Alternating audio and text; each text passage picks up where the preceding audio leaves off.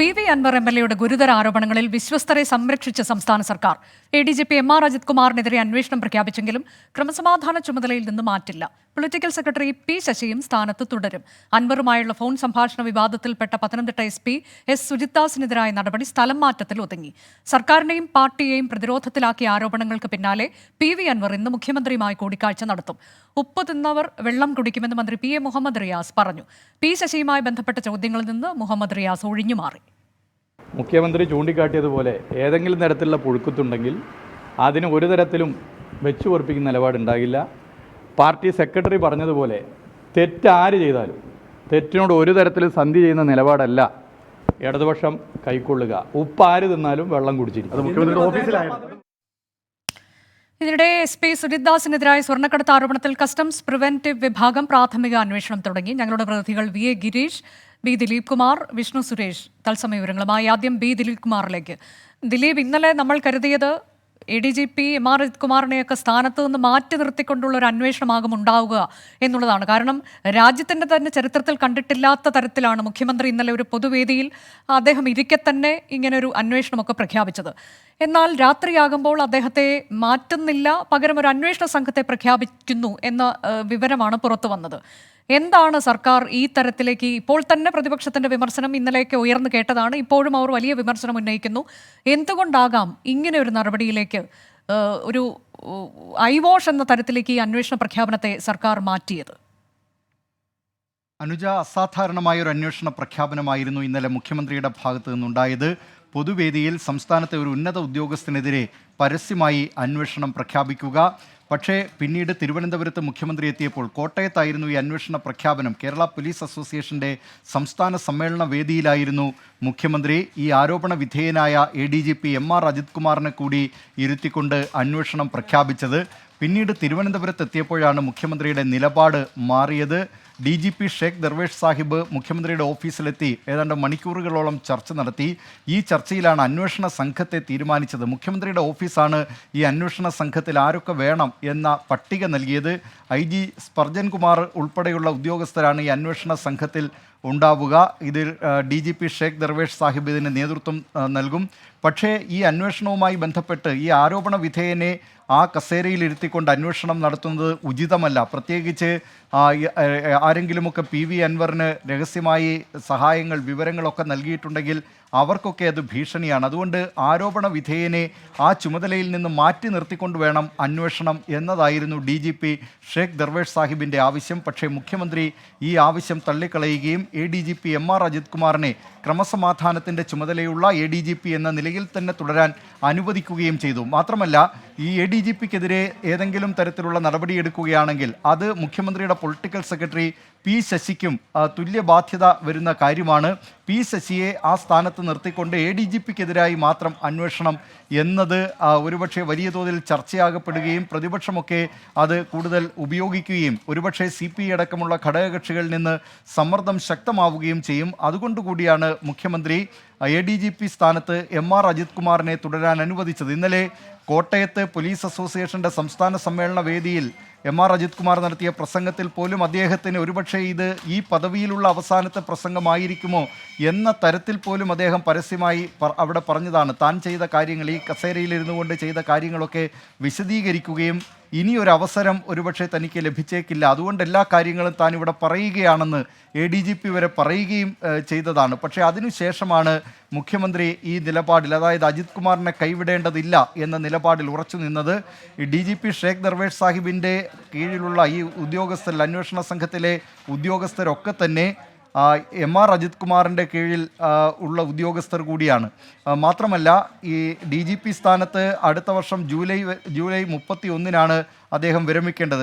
അതെ, ആ തരത്തിലേക്ക് അപ്പോൾ ഈ DGP ആയി വരാൻ സാധ്യതയുള്ള M.R. അജിത് കുമാറിനെതിരെയൊക്കെ ഒരു അന്വേഷണം വരുമ്പോൾ കീഴ് റാങ്കിലുള്ള ഉദ്യോഗസ്ഥർക്ക് ഏത് തരത്തിലേക്ക് ഇദ്ദേഹത്തിനെതിരെ ഇപ്പോൾ തെളിവെടുപ്പ്, മൊഴിയെടുപ്പ്, ഇത്തരം കാര്യങ്ങളൊക്കെ നടത്തുന്നതിലൊക്കെ പരിമിതിയില്ലേ? അപ്പോൾ ഇത് എന്ത് അന്വേഷണമാണ് ദിലീപ് കുമാർ?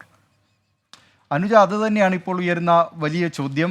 കാരണം അതേ ഉദ്യോഗസ്ഥനെ അതേ തസ്തികയിൽ ഇരുത്തിക്കൊണ്ട് കീഴുദ്യോഗസ്ഥർ DGP സാങ്കേതികമായി അതിൻ്റെ ഈ അന്വേഷണത്തിന് മേൽനോട്ടം വഹിക്കുന്നതെന്ന് പറയാം. പക്ഷേ എങ്കിൽ പോലും അതിന് താഴെയുള്ള ഉദ്യോഗസ്ഥരെ വെച്ചുകൊണ്ട് അതേ തസ്തികയിൽ ഇരുന്നു കൊണ്ട്, അതായത് തൻ്റെ ഇപ്പോഴും പോലീസിൻ്റെ ഒരു ഘടനയനുസരിച്ച് അതൊരു യൂണിഫോംഡ് സർവീസാണ് എന്നുള്ളത് കൊണ്ട് തന്നെ അതിലൊരു മേൽ റാങ്കിലുള്ള ഉദ്യോഗസ്ഥന് കീഴിലുള്ള ഉദ്യോഗസ്ഥനെതിരെ താഴത്തെ റാങ്കിലുള്ള ഉദ്യോഗസ്ഥർ അന്വേഷിക്കുന്നതിനുള്ള പരിമിതികളൊക്കെ ഉണ്ട്. ഏതായാലും അന്വേഷണ സംഘത്തെ ഇപ്പോൾ പ്രഖ്യാപിച്ചിരിക്കുകയാണ്. പ്രതിപക്ഷം ശക്തമായി ആവശ്യപ്പെടുന്നത് ഈ വിഷയത്തിൽ CBI അന്വേഷണം വേണം എന്നുള്ളതാണ്. കേരള പോലീസിൻ്റെ അന്വേഷണം കൊണ്ട് തൃപ്തരല്ല എന്നാണ് പ്രതിപക്ഷം വ്യക്തമാക്കുന്നത്. ഏതായാലും പ്രതിപക്ഷം അവരുടെ പ്രക്ഷോഭം ശക്തമാക്കുന്നതിനുള്ള തീരുമാനത്തിലേക്ക് കടന്നിട്ടുണ്ട്. മുഖ്യമന്ത്രിയാകട്ടെ തൻ്റെ വിശ്വസ്തരെ കൈവിടില്ല എന്ന നിലപാടിൽ ഉറച്ചു നിൽക്കുകയുമാണ്. അനുജ, ശരി, VA ഗിരീഷ് ഉണ്ട്. ഗിരീഷ്, ഇപ്പോൾ ഈ അന്വേഷണ സംഘത്തിന്റെ ഒരു ഘടന എങ്ങനെയാണ്? എത്ര നാൾക്കുള്ളിൽ റിപ്പോർട്ട് നൽകണം എന്നൊക്കെയുള്ള കൃത്യമായ നിർദ്ദേശമുണ്ടല്ലോ. അതിന്റെ വിവരങ്ങൾ എങ്ങനെയാണ്? ഇപ്പോൾ നേരത്തെ ദിലീപ് സൂചിപ്പിച്ചതുപോലെ താഴ്ന്ന റാങ്കിലുള്ള ഉദ്യോഗസ്ഥർ ഉൾപ്പെടെ ഈ സംഘത്തിലുണ്ട്. അപ്പോൾ ഇതിന്റെ ഒരു ക്രെഡിബിലിറ്റി തന്നെ സംശയ നിഴലിലല്ലേ ഗിരീഷ്? അനുജ, ഇത് സംബന്ധിച്ച ഉത്തരവ് ഇന്ന് രാവിലെയാണ് പുറത്തിറങ്ങിയത്. നേരത്തെ ഇന്നലെ സംസ്ഥാന പോലീസ് മേധാവിയും മുഖ്യമന്ത്രിയും തമ്മിൽ മണിക്കൂറുകളോളം ചർച്ച നടത്തി അന്വേഷണ സംഘത്തെ തീരുമാനിച്ചിരുന്നു. പക്ഷേ ഇത് സംബന്ധിച്ച ഉത്തരവ് പുറത്തിറങ്ങിയിരുന്നില്ല. ഇന്ന് രാവിലെ ഇത് സംബന്ധിച്ച ഉത്തരവ് പുറത്തിറങ്ങി. ഈ ഉത്തരവിൽ കഴിഞ്ഞ ദിവസം നിശ്ചയിച്ച ഉദ്യോഗസ്ഥർ, അതായത് നേരത്തെ ദിലീപ് കുമാർ ചൂണ്ടിക്കാണിച്ച പോലെ സംസ്ഥാന പോലീസ് മേധാവി കഴിഞ്ഞാൽ ബാക്കിയുള്ള ഉദ്യോഗസ്ഥർ IG സ്പർജൻ കുമാർ ഉൾപ്പെടെയുള്ള ഉദ്യോഗസ്ഥരെല്ലാവരും തന്നെ ADGPക്ക് കീഴിൽ വരുന്ന ഉദ്യോഗസ്ഥരാണ്. സ്വാഭാവികമായും രാഷ്ട്രീയ തലത്തിൽ വലിയ തരത്തിലുള്ള സമ്മർദ്ദങ്ങളും ഒക്കെ ഉയരുന്നത്, ഈ ഒരു ആരോപണങ്ങളും ഉയരുന്നത് ഈ ഒരു ഘട്ടത്തിലാണ്. അദ്ദേഹത്തിൻ്റെ ADGP കീഴിലുള്ള ഉദ്യോഗസ്ഥർ എങ്ങനെയാണ് അന്വേഷണത്തിൽ പങ്കെടുക്കുക? സംസ്ഥാന പോലീസ് മേധാവി അന്വേഷണത്തിന് നേതൃത്വം നൽകുന്നുണ്ട് എന്ന് സാങ്കേതികമായി പറയാമെങ്കിൽ പോലും ഇത് സ്വാഭാവികമായും ഒരു കുറ്റാരോപിതനെ സംരക്ഷിക്കാനുള്ള നീക്കമായിട്ടാണ് പ്രതിപക്ഷവും അതോടൊപ്പം മറ്റുള്ളവരും കാണുന്നത്. ഏതായാലും ഈ സർക്കാർ ഉത്തരവിൽ പറയുന്നത് PV അൻവർ ഉന്നയിച്ച എല്ലാ ആരോപണങ്ങളും അന്വേഷിക്കണം എന്നുള്ളതാണ്. അദ്ദേഹം ഓഗസ്റ്റ് മാസം 23-ാം തീയതി മലപ്പുറം ജില്ലാ പോലീസ് മേധാവിക്ക് ഒരു പരാതി നൽകിയിരുന്നു. ഇത് മുൻ ജില്ലാ പോലീസ് മേധാവി സുജിത് ദാസിനെതിരെയായിരുന്നു. ഇതിലുള്ള കാര്യങ്ങൾ അന്വേഷിക്കണം. അതിനുശേഷം കഴിഞ്ഞ ദിവസം PV അൻവർ ഉന്നയിച്ച മറ്റെല്ലാ സംഭവങ്ങളും, MR അജിത് കുമാറിനെതിരെ ഉന്നയിച്ച എല്ലാ കാര്യങ്ങളും തന്നെ കവർ ചെയ്യുന്നതായിരിക്കണം ഈ അന്വേഷണം എന്ന സർക്കാർ ഉത്തരവിൽ പറയുന്നു. പക്ഷേ അപ്പോഴും അനുജ ചൂണ്ടിക്കാണിച്ച പോലെ ഇക്കാര്യത്തിൽ ഒരു സംശയവും അല്ലെങ്കിൽ ആക്ഷേപവും ഒക്കെ നിലനിൽക്കുന്നത് MR അജിത് കുമാറിനെ ക്രമസമാധാന പാലന ചുമതലയുള്ള ADGP തസ്തികയിൽ നിന്ന് മാറ്റാതെ എന്ത് അന്വേഷണമാണ് നടത്താൻ കഴിയുക, ഈ അന്വേഷണത്തിൻ്റെ വിശ്വാസ്യത എന്തായിരിക്കും എന്നുള്ള കാര്യത്തിലാണ്.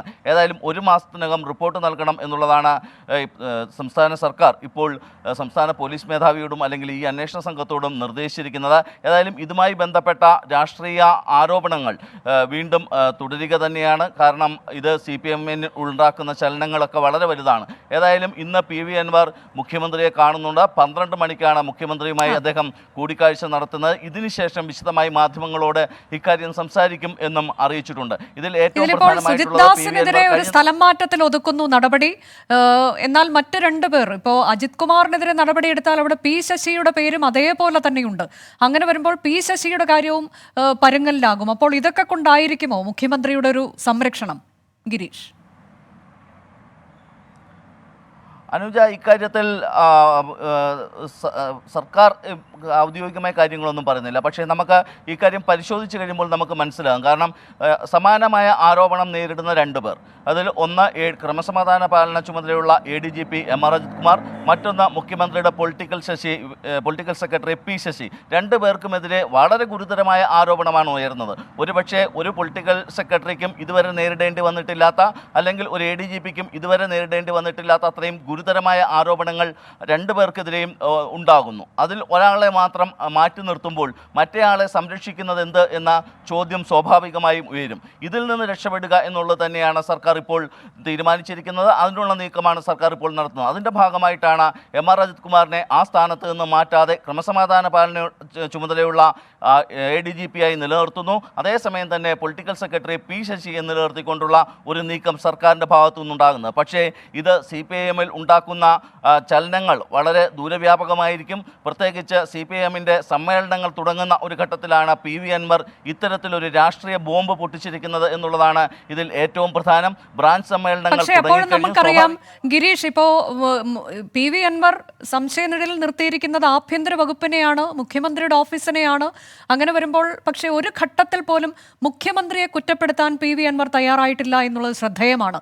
എപ്പോഴും അദ്ദേഹത്തെ സംരക്ഷിച്ചുകൊണ്ട് 29 വകുപ്പുകളുള്ള അദ്ദേഹത്തിന് എങ്ങനെയാണ് എല്ലാ വകുപ്പിലും കാര്യങ്ങൾ മേൽനോട്ടം വഹിക്കാൻ കഴിയുന്നത്? ഓരോ വകുപ്പിനും ഓരോ ചുമതലക്കാരുണ്ട്. പക്ഷേ അവർ കുഴിയിൽ ചാടിക്കുന്നു. അതിൽ P ശശിയെ തന്നെ കുറ്റപ്പെടുത്തിക്കൊണ്ടൊക്കെയുള്ള വിലയിരുത്തലുകൾ വന്നത് നമുക്കറിയാം. അപ്പോൾ ഈ കാര്യത്തിൽ ഇത് മുഖ്യമന്ത്രിക്കും PV അൻവറിനോട് വിരോധമില്ല എന്ന് തന്നെയല്ലേ നമുക്ക് മനസ്സിലാക്കാൻ കഴിയുക? ഇന്നിപ്പോൾ ഈ കൂടിക്കാഴ്ച നടക്കുമ്പോൾ അത് ഒരു നിർണായക കൂടിക്കാഴ്ചയാണോ? അനുജ, ഒരു നിർണായക കൂടിക്കാഴ്ച എന്ന് വേണമെങ്കിൽ പറയാം. കാര്യം ഈ MR അജിത് കുമാറിനെതിരെ ഏതെങ്കിലും തരത്തിൽ മാറ്റമുണ്ടാകണമെങ്കിൽ ഈ PV അൻവർ ഇന്ന് നൽകുന്ന പരാതികളും തെളിവുകളും ഇക്കാര്യത്തിൽ ഒരു നിർണായക ഘടകമാകും എന്നുള്ളതാണ് നമുക്ക് മനസ്സിലാകുന്നത്. കഴിഞ്ഞ ദിവസങ്ങളിൽ PV അൻവർ വാർത്താ സമ്മേളനത്തിൽ ഈ കാര്യങ്ങൾ ഉന്നയിച്ചിരുന്നു. പക്ഷേ ഈ തെളിവുകൾ മുഖ്യമന്ത്രിക്കോ സർക്കാരിനോ അദ്ദേഹം കൈമാറിയിരുന്നില്ല. അദ്ദേഹം തന്നെ ആവശ്യപ്പെടുന്നത് MR അജിത് കുമാറിനെ ഈ ചുമതലയിൽ നിന്ന് മാറ്റി നിർത്തണം എന്നുള്ളതാണ്. സ്വാഭാവികമായും ഈ ആവശ്യം ഉന്നയിച്ചുകൊണ്ടാണ് ഇന്ന് അദ്ദേഹം മുഖ്യമന്ത്രിയെ കാണുന്നത്. തൻ്റെ കയ്യിലുള്ള തെളിവുകൾ അദ്ദേഹം മുഖ്യമന്ത്രിക്ക് കൈമാറുകയും ചെയ്യും. മറ്റൊന്ന്, അനുജ ചൂണ്ടിക്കാണിച്ചതുപോലെ അൻവർ കൃത്യമായ ആരോപണം ഉന്നയിക്കുന്നുണ്ട്. ആ ആരോപണത്തിൻ്റെ കുന്തമന ചെന്ന് നിൽക്കുന്നത് P ശശിയിലേക്കാണ് എന്നുള്ളതാണ്. മുഖ്യമന്ത്രിയോ വകുപ്പ് കൈകാര്യം ചെയ്യുന്ന മുഖ്യമന്ത്രിയെ കുറ്റപ്പെടുത്തുന്നില്ല. മുഖ്യമന്ത്രി തൻ്റെ വിശ്വസ്തരെ ഇക്കാര്യങ്ങൾ ഏൽപ്പിച്ചു എന്നുള്ളതുമാണ് അദ്ദേഹം പറയുന്നത്. ആ വിശ്വസ്തർ അദ്ദേഹത്തെ ചതിക്കുന്നു എന്നുള്ളതാണ് PV അൻവർ ഉന്നയിക്കുന്ന ഏറ്റവും പ്രധാനപ്പെട്ട ആരോപണം. ഇതിൽ കൃത്യമായും ആരോപണ വിധേയൻ അല്ലെങ്കിൽ ആരെയാണ് ലക്ഷ്യം വെക്കുന്നത് എന്നുള്ളത് വളരെ വ്യക്തമാണ്. അത് P ശശിയെ തന്നെയാണ്. അതോടൊപ്പം P ശശിയും MR അജിത് കുമാറുമായിട്ടുള്ള ഒരു ബന്ധവും തന്നെയാണ് അനുജ.